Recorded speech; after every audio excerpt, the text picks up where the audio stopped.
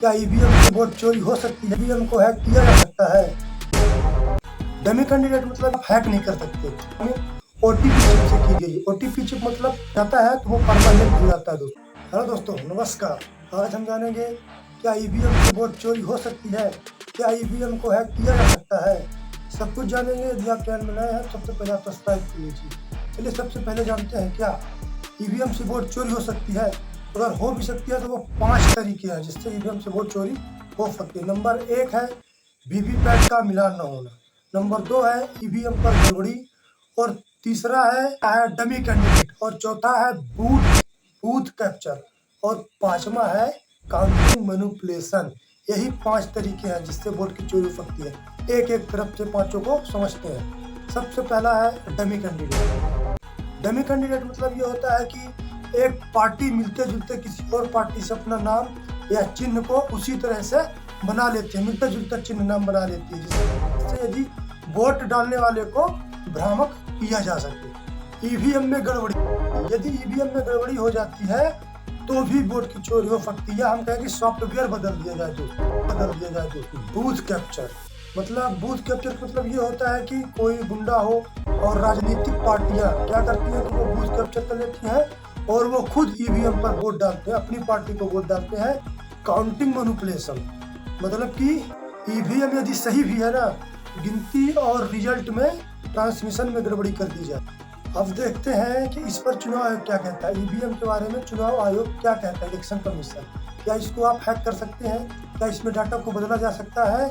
आप समझते हैं चुनाव आयोग क्या अपनी दलीलें पेश करता है। वो ये कहता है कि इसमें ना तो ब्लूटूथ है, ना वाईफाई है, ना इंटरनेट है, ना नेटवर्क है, इसे आप हैक नहीं कर सकते। और वो ये भी दलीलें पेश करता है कि इसमें सॉफ्टवेयर में बदलाव आप नहीं कर सकते। यदि करना होगा तो बहुत जटिल प्रक्रिया है। ईवीएम किसी नेटवर्क से जुड़ा नहीं है। और वो ये भी कहता है कि इसकी जो ये मशीन है, जो इसकी प्रोग्रामिंग ओटीपी चिप से की गई। ओटीपी चिप मतलब इसके नाम पर ही वन टाइम प्रोग्रामेबल चिप। मतलब इसमें आप यदि एक बार कोई डाटा फीड हो गया ना, लॉक हो गया ना, तो आप इसे बदल नहीं सकते। ये नॉर्मल चिप से बहुत अलग है दोस्तों। जैसे मान लीजिए कि आप पेन ड्राइव है, हार्ड डिस्क है, ये चिप होती है। 3 चिप में क्या किया जाता है कि आप कोई मूवी, कोई सॉन्ग आप डाउनलोड कर सकते हो और डिलीट करके फिर दूसरा गाना मूवी डाउनलोड आप कर सकते हैं। लेकिन इस चिप में ऐसा नहीं है। वन टाइम मतलब एक ही बार आप इसमें डाटा फीड कर सकते हो और इसे आप डिलीट नहीं। इस चिप पर बार बार रीप्रोग्राम नहीं किया जाता। जैसे ईईरोम, इसमें क्या होता है कि आप डाटा मिटाकर नया डाटा डाल सकते हैं, लेकिन ओटीपी में ऐसा नहीं हो सकता। एक एग्जांपल समझते हैं, बढ़िया समझ में आएगा। ओटीपी चिप जैसे ए दबाए ए को बोल जाएगा, बी दबाए तो बी को जाएगा। और ये जो कोड है ना, ये डाटा जो कोड है, ये उस ओटीपी चिप में बर्न हो जाता है। अब इसे हैक करना मुश्किल है। और नॉर्मल चिप में क्या होता है कि हम इसमें उठाकर दूसरा डाल सकते हैं, लेकिन इसमें आप नहीं डाल सकते।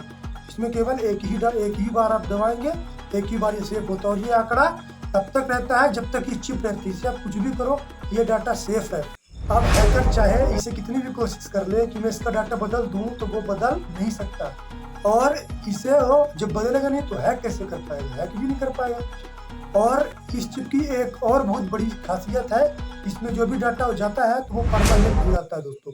और ये डाटा जब आप कोई किसी ने वोट डाला, ये डाटा परमानेंट हो जाएगा। अब मैंने आपको दोनों चीजें बता दी, या वोट चोरी कैसे हो सकती है तो कैसे, यदि हैक होगा तो कैसे, नहीं होगा तो कैसे। अब आप बताएंगे कमेंट करके कंक्लूजन के तौर पर क्या हो सकता है। धन्यवाद।